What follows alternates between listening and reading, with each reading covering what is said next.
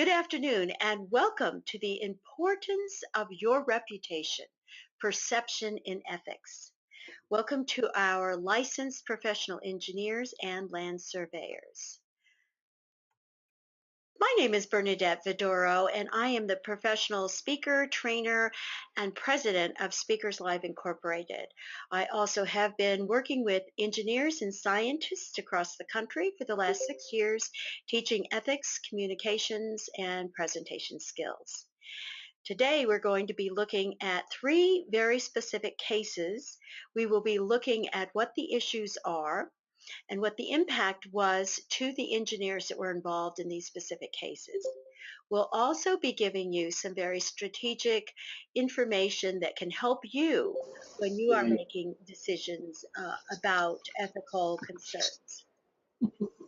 Let's start talking about trusted brands. Some of the brands that you might be familiar with that you may have unequivocal trust for. And the first one that I'd like to talk about is Johnson& and Johnson. Their reputation is sacred. They have a wonderful reputation for providing products for babies and families that you feel completely safe in using. They stand by their products. They have a long history of working with their customers and clients that show not only great satisfaction, but guarantees that their products are incredibly safe for their customers. One of the things about top companies that we look at in terms of brands is that they value the long-term relationships with their customers, their clients, their colleagues, and their partners in the market that they work. Let's take a look at IBM, for instance. They are one of the longest successful companies that we know of, and they have been dedicated to success and creating innovations that matter in our world. They have been in business for over 100 years. They have been through many, many different challenges through those years, and they've weathered them. One of the issues that we look at with branding and reputation is the consistency of the products and services that a company offers. An organization, an engineer, what is their track record for providing excellence in the marketplace? One of these is Cheerios or General Mills.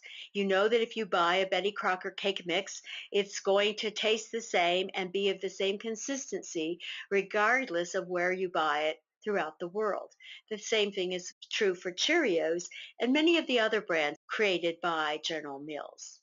One of the biggest factors in reputation and branding is the trust that we have, the trust that they are always consistently upgrading and that their communication is A plus with their customers and their colleagues, all of their partners in the chain that they work with.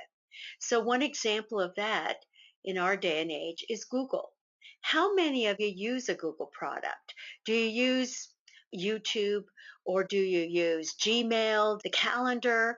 Well, if you want to go ahead and click in the chat box any of the Google products that you use and why you might use them, that would be a good idea. For me personally, I put many of my products on YouTube because it is quick, easy, dependable, and it gives my company the opportunity to showcase information to the entire world. Yes, my reputation can be seen by anyone that has access to the internet. I love using Gmail because, again, for the same reason, it's consistent and it works. So while you're marking things up, I just want to continue to look at a couple of other products. Their calendar, we use the documents, the forms. You'll get a survey from us at the end of the program. So we began to think about what is reputation? What is it in businesses that we trust, that we have long-term relationships with, and what is your reputation in the workplace?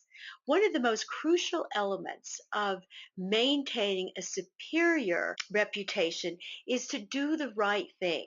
And it may not always be easy, as we'll see in the three cases that we're about to review.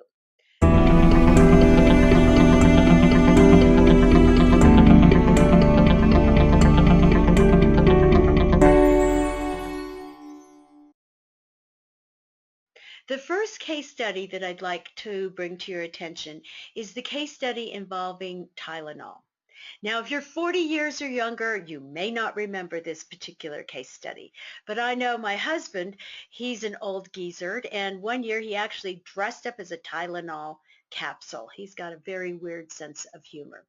But in 1992, Tylenol, made by Johnson & Johnson, was one of the most successful pain relievers in the United States.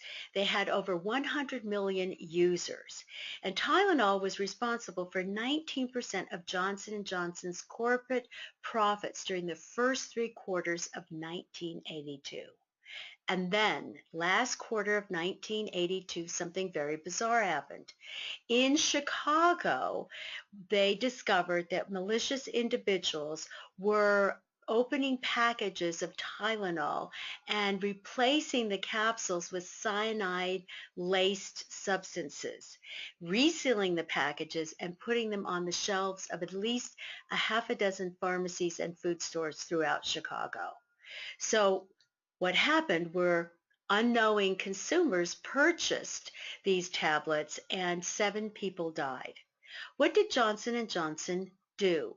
They were suddenly confronted with this problem that they had to explain why their product was suddenly killing people in the Chicago area.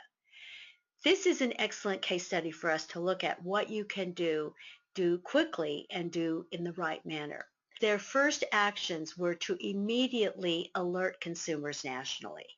They wanted to do 2 things, and their priority, number one, was to ensure the safety of their consumers.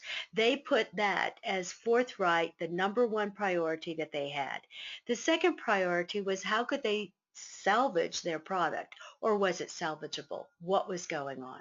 So before they thought of anything else, costs or what this would mean to their reputation, they immediately contacted all of the media stations, radios, television, everything that was available to let people know to stop using Tylenol products.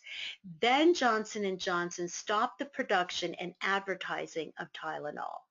They went forward to create a task force internally of 6 experts from different areas to begin reviewing what was going on in all of their manufacturing areas. They withdrew all the Tylenol capsules from the store shelves in Chicago and the surrounding areas. And after finding 2 more contaminated bottles, they ordered that every Tylenol package in the nation would be withdrawn from the shelves of those stores and pharmacies. They stopped their production line. They looked in their manufacturing area. There was no stone unturned. And they were very quick to be able to resolve the problem that it was indeed some malicious individuals who were never discovered had in fact tampered with the products. And Johnson & Johnson is responsible for implementing the first tamper-proof dispensers so that they could ensure that their products were safe. And many industries followed afterwards. Scholars recognize that Johnson & Johnson's handling of the Tylenol crisis is the perfect example for success when confronted to a threat to an organizational existence, to your existence. So let's take a look at some of the steps that you want to take, ethical steps during a crisis mode to preserve your reputation. The first thing is to act quickly to assess the situation. What is going on? Bring the people that you need to the table to look to see what is happening. Alert your customers and your consumers fast. Let them know what's going on. Many times they can be excellent at helping you resolve the problem and get through the process quicker and find some of the problems that are actually involved with whatever the crisis is. Be transparent in your findings. That means let everyone know what you find as you find it. And do the right thing immediately, which means what's the next right step to resolving this particular problem.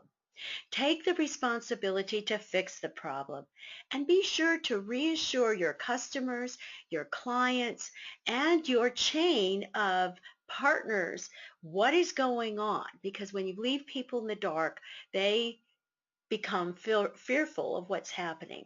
And make sure that you have a long-term Focus when you're working with your customers and clients. Remember, we're in this for the long haul.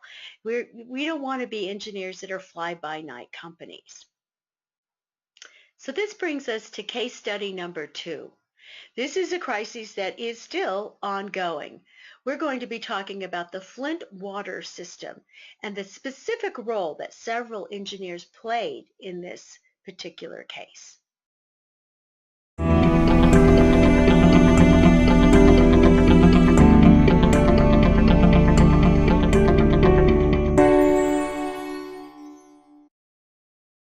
But let's have a little background information to start. Since 2010, there have been 9 cities, 51 municipalities, and 38 utilities who have filed bankruptcy. So that means that there was a barrage of cities and small towns and communities that were unable to meet their fiscal responsibilities and were looking for help. It was a desperate time in our country. Some of us may have been affected more than others. So we have Flint, a very poor city, looking to reduce costs. And the Flint water crisis was, some people say, the unintended consequences of the state's takeover of Flint in 2011. What happened was that the governor appointed these emergency managers, and there was a series of 4 of them. And these emergency managers had total control, authority, and responsibility to cut the city's operating budget in the manner that they needed to do so, so that they could match the amount of money that they had with the expenditures that were outgoing. So they were putting all kinds of things on the table. Flint officials, along with the state officials, were looking at saving money by switching their water from the Detroit Water and Sewer Department. And they figured that if they built their own pipeline to the Carnoty Water Authority, which was a brand new water authority that was coming on board, that they could save $200 million over 25 years. The problem was that there was no ability to hook to the Carnoty, the KWA water system immediately. They needed an interim solution. And being quick to want to make the changes to save money, the Flint officials thought, well, let us take a look at hiring a very well-respected Lockwood, Andrews, and Noonan, a Houston-based engineering firm, to weigh the options while considering the switch from Detroit water to the Flint River in the interim before they could get into the KWA system. Now, LAN has a wonderful reputation. They're nationally known. They do lots of big projects all over our country, and they had a pretty sterling reputation before they got involved in the Flint water crises. So let's take a look at what these engineers did and what they might have done differently as they went through this process. Before Flint switched its water, LAN told the Flint city and the state of Michigan that getting water from the Flint River was doable. All right? And they did a preliminary analysis that said that the water could be treated to meet regulations. Now, I read several of the reports, and I think that either the officials in Flint or the state officials, or both, really didn't understand what the engineering firm was saying.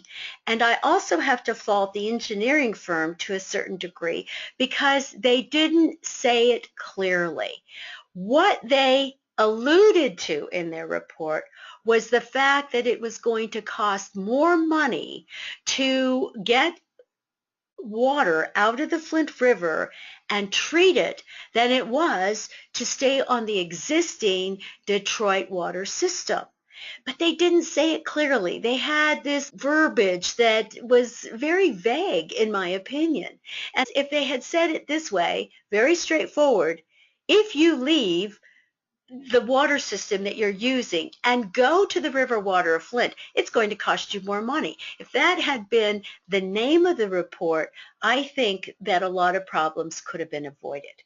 But They didn't. They were trying to work with officials who wanted to save money, and they were paid $900,000 for their study as part of a $4 million contract, which you and I know as engineers is really not very much money to produce a city's drinking water. And so that was the mission that the city of Flint believed land was going to do for them, that they were going to prepare water treatment plant to produce the city's drinking water that would meet safe water standards. Now, along the way, in land's defense, there were statements that said that there were recommendations, that certain things needed to happen, that there were some concerns about the pipes that were being used to haul the water in from the Flint River to its residents. But the most overriding emphasis was the fact that the city wanted to change the water, and they wanted to do it as inexpensively as possible. They were looking at short-term fixes for truly a long-term problem. So in 2013, it is announced that Flint is going to stop buying water from Detroit and begin getting water from the Flint River. Detroit water system says, fine, we'll give you this year to switch over. And the Flint River was supposed to be just a very temporary fix until the pipeline for KWA was, in fact, ready for the water to be piped from. So in 2015, the switch is made to the Flint River, and the Michigan Department of Environmental Quality, the head engineer who is responsible for drinking water for municipalities throughout his particular region, says that the quality of the water being put out meets all of the drinking water standards, and that Flint's water is safe to drink. What we know from reports and studies is that, number one, Flint is a largely minority city and a very poor city where 40% of its residents live in poverty. And immediately upon the change in the water sourcing, the residents of Flint began to complain. They began complaining about the color of the water. They say that the tap water quality, it smells bad, it's tainted. Rashes in the community members began to break out from bathing in the water, and other symptoms began to manifest immediately. This is within 1 month of the Flint water system being changed over from the Detroit water system to the Flint water river from the river water. In August and September, again 4 and 5 months from that change, E. coli and coliform bacteria are found in the Flint water supply. The city begins to instruct residents to boil tap water before drinking, but insisting that the water is safe.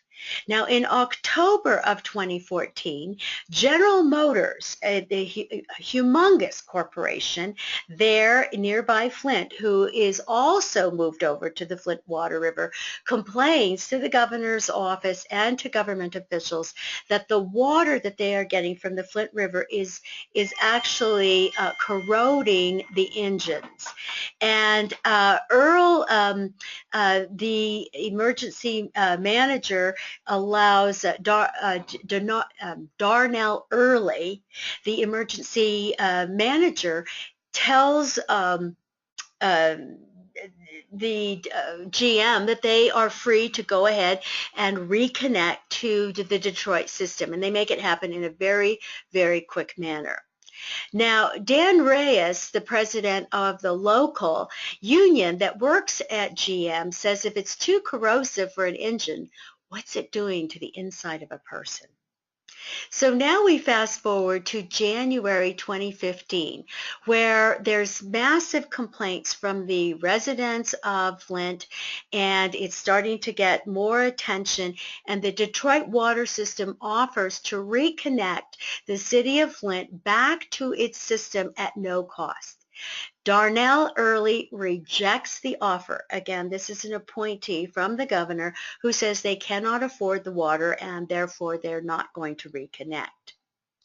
In the meantime, Veolia is hired, another very well-known international French company that works with water quality, is hired by the city of Flint in February 2015 to study the city's water quality issues after high levels of disinfectant byproducts are causing the city to violate the Safe Drinking Water Act.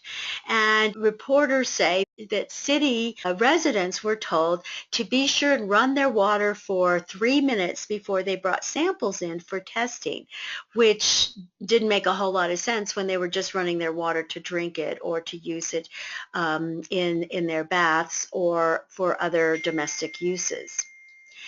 In February of 2015, Time magazine runs an article on the poisoning of an American city. Doctors discover that a 2-year-old baby's rash is from the chemicals that are being dumped into Flint's water system to combat lead. At this point, no one has talked about the lead that is infiltrated the water system. And Veolia puts a report out saying a review of water quality records for the time period under their study indicates full compliance with state and federal water quality regulations. This is March 12th of 2015. And so this is going to be an interesting factor that comes up with this case when we look at what some of the issues are and the culpability of these engineering companies. Veolia is an engineering company out of France. Flint at this time issues an advisory warning that its water contains high levels of trihalomethanes, THMs. This is something that is a chemical that is used in industry or solvents or refrigerants. It's highly carcinogenic and it's a byproduct that comes as a result of trying to control micro contaminants in the drinking water. Soon after this, Virginia Tech University professor comes in with his students and they began testing the water for lead.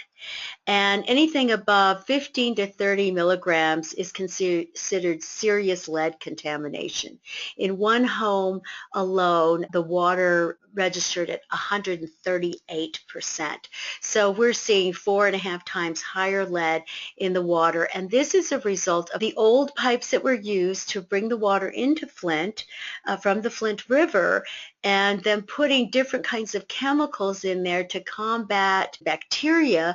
One of the things that one of the engineering companies recommended was adding more acidity to the water to deal with the infections that were running into the water, and this actually increased corrosion of the pipes. So lead poisoning, we know, leads to learning disabilities, behavioral problems, mental retardation. It's a severe issue, especially for young children and pregnant women. About this time, a few of the doctors in the Trent area are finding that children under the age of 5 are coming in with 2 to 3 times higher than average lead levels in their blood. The answer to these complaints from the State Department, the Department of Environmental Quality, was to poo-poo those results, to embarrass or shame or tell them this isn't possible, that they're creating hysteria in the community, to totally and completely dismiss the healthcare providers in the community that are trying to get some help for the citizens of Flint who are concerned about it. In the meantime, Flint, Michigan residents drank, cooked, and bathed in lead-contaminated water as city and state officials insisted time and time again that the water was safe. Alongside, Legionnaire's disease is breaking out in Flint with at least 12 deaths, and some people say now upward of 80 deaths, and 80 people sick between 2014 and 2015. 8 cases were reported in 2016. And Legionnaire's disease is caused by bacteria in damp places, pipes, waters. It can be breathed in and cause severe damage and be fatal. So the engineering firms did conduct water studies, and both Lands and Veolia, and the Attorney General in 2016 accuses the two engineering companies of negligence, of public nuisance, and Veolia of fraud. It doesn't cost that much to do a lead test to see how much lead is in the water. I mean, it's less than $12. You can discover very quickly just with a very simple test that you can buy over the counter if water or other substances have lead. And so they put out that statement saying that it was safe. And they were the firms that, as far as the public was concerned, were responsible for ensuring the safety of the water. Now, according to Veolia and Lands, when they raised potential lead and copper issues, any heavy metal issues with the city and the state and county officials, they were told repeatedly, time after time, that the city was conducting their own studies, as was the state, and that they were working with the EPA to make sure that they were within compliance. Again, they were not working with the EPA. They were using an outdated protocol from the EPA. People from the EPA were terminated, and some of the engineering firms were terminated as well. The firms have been also named in dozens of lawsuits by city residents over claims that they failed to insist on the necessary corrosion controls, which led in part to the city's water crises. Now, if you take a look at Land, this is their home page on the web, and they have a huge piece right here where it says the truth about their involvement with the Flint water tragedy. And they continue to use as their defense that the water studies that they were involved with, the copper, the lead, were excluded from the testing. That's their defense. We're going to have to see how that plays out in a court of law, where the public was constantly assured that these engineering companies were guaranteeing the safety of the water. So what we have is a situation where engineers in face-to-face meetings with government officials and state officials are told that lead and heavy metals are being tested by different entities, and that their only responsibility was to do studies of other areas of the water. But we see whatever studies were done, Veolia was paid for, I believe, 180 hours of water studies for Flint. And it becomes difficult for the public to understand why $900,000 to Lands and 140 hours of water studies to another engineering company, and red flags were not raised in the reports, but rather whitewashed. They continued drinking this water. The governor says in his defense that he relied upon falsified reports from his Department of Environmental Quality. The Michigan Department of Environmental Quality, despite the recommendations by the city, did not insist upon using the corrosion controls, and we know that the acidity that leached into the water was part of the problem that led to the lead poisoning. But what was interesting was as of October 2nd, 2015, statements were still coming out of Governor Snyder's office saying that it is safe to drink the water, that the blame was put on the homes of the families, that their pipes were old, and that was the issue more so than a complete catastrophic issue that dealt with the entire community. Finally, in November 2015, when the lead levels at 3 schools are found to be off the Richter scale, that's when the governor finally allows the city of Flint to go back to buying water from Detroit. By this time, it's come to really national attention. President Obama's been called in. Members of congressional teams are looking at this, and we see that who ends up holding the bag for the Flint water problems are the engineers, 2 of which were charged with felonies, and one other employee that was with the Department of Environmental Quality. And so the jury is still out as to how all this will fall together, but we see time and time again that it is not the elected officials in many situations or the private sector owners of businesses who create a culture where information is distorted, demeaned, or hidden from the public's eye, but rather the responsibility for that normally falls on the lower level engineers that work for the organization.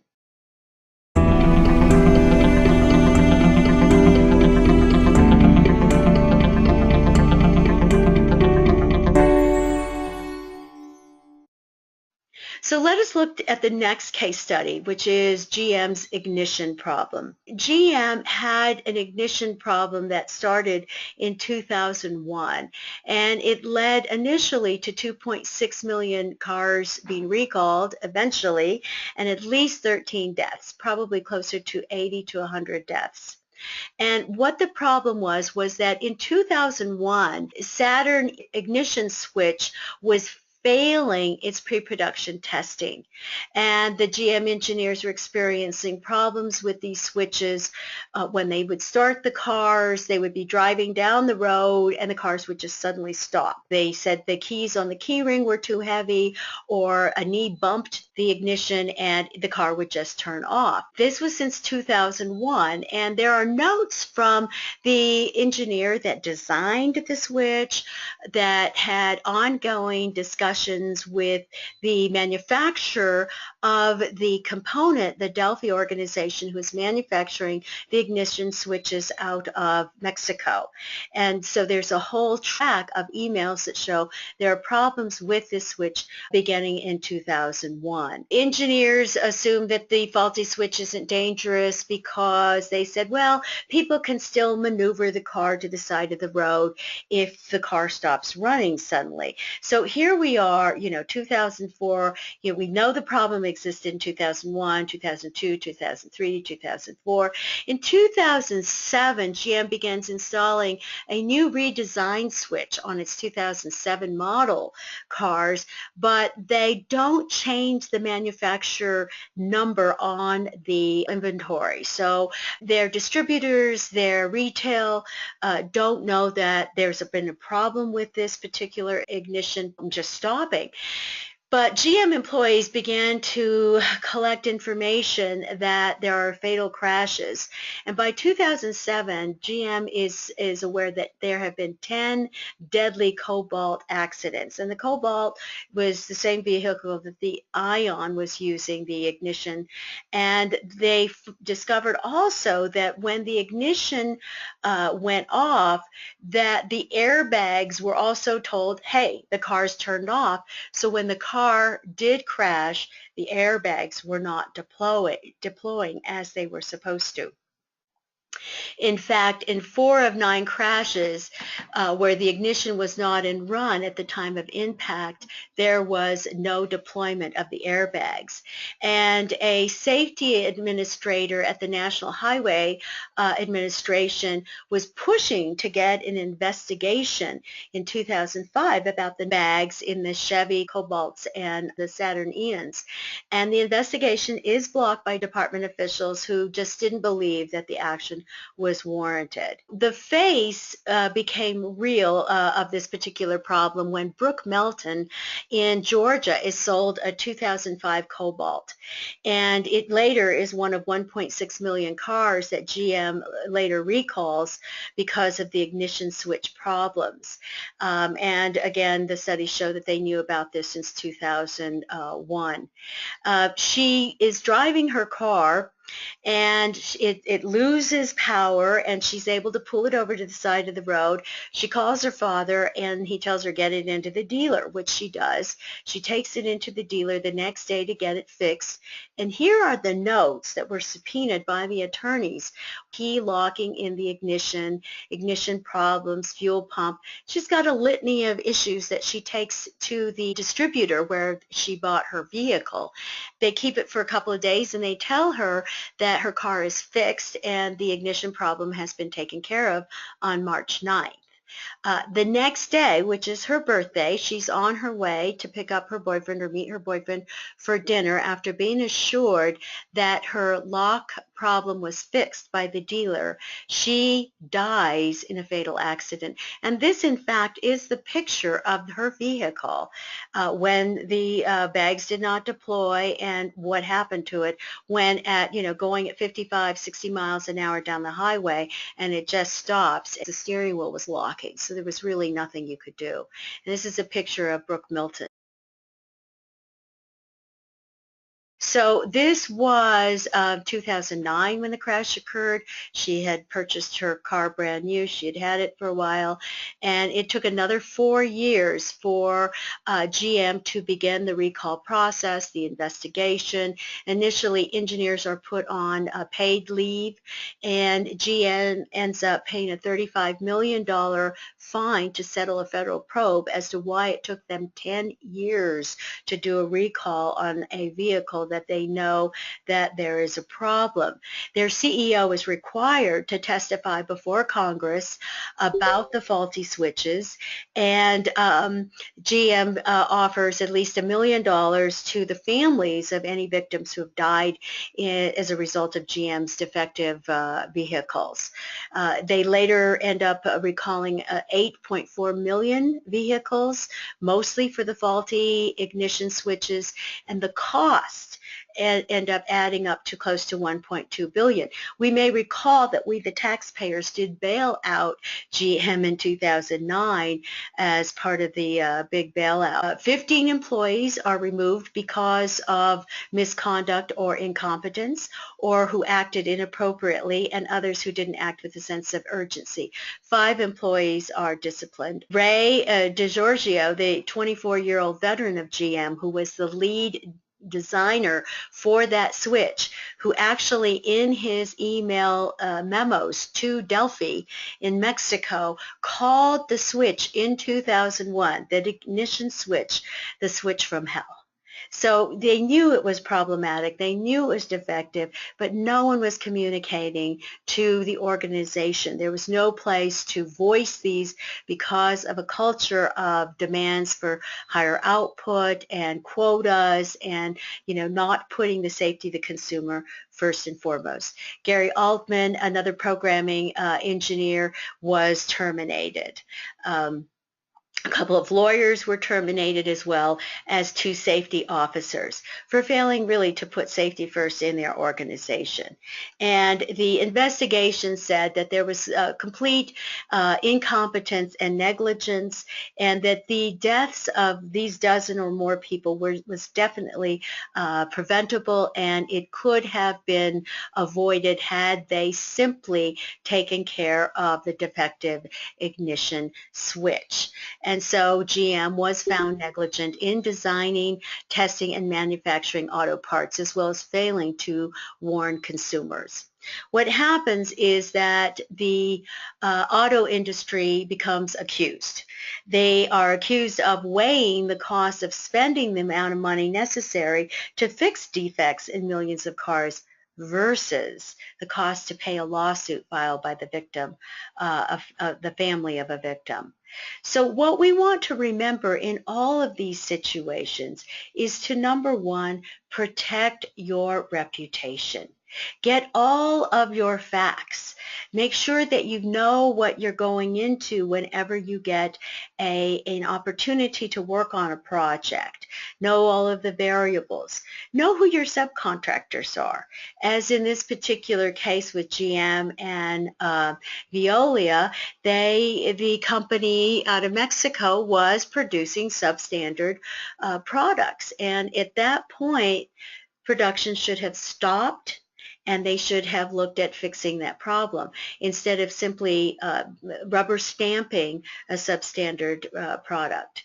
Uh, Consider refusing work, especially if it appears to be deficient. If they're trying to do it in an inexpensive manner, if there are shortcuts that are going to be taken, because ultimately it's the engineer's license who ends up, being on the line when these kinds of issues occur. Document important issues in writing.